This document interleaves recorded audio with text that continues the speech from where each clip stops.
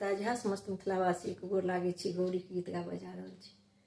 शंकर जी खड़े जंगल में सोचे अपना मन में, गौरी जी के पूजन है। शंकर जी खड़े जंगल में सोचे अपना मन में, गौरी जी के पूजन है। जल लावा चलली गौरी दाई, जल लावा चलली गौरी दाई। चले झट झाड़ी वैसे मन मारी, गौरी जी के पूजन है।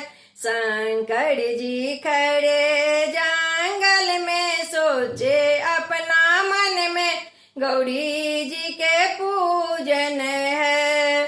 सिंदूर लावा चलली गौरी दाई, सिंदूर लावा चलली गौरी दाई। चले झट झाड़ी वैसे मन मारी, गौरी जी के पूजन है। शंकर जी खड़े जंगल में सोचे अपना मन में, गौरी जी के पूजन है।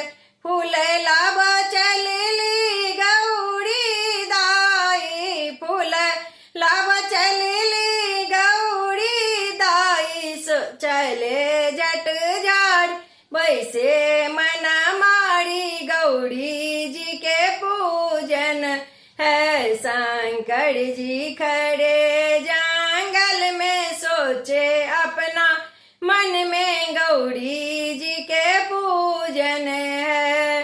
फल लावा चलली गौरी दाई, फल लावा चलली गौरी दाई। चले झट झाड़ी वैसे मन मारी, गौरी जी के पूजन है। शंकर जी खड़े जंगल में सोचे अपना मन में, गौरी जी के पूजन है। धूप लावा चलली गौरी दाई, धूप लावा चलली गौरी दाई। चले झट झाड़ी वैसे मन मार, गौरी जी के पूजन है। शंकर जी खड़े जंगल में सोचे अपना मन में, गौरी जी के पूजन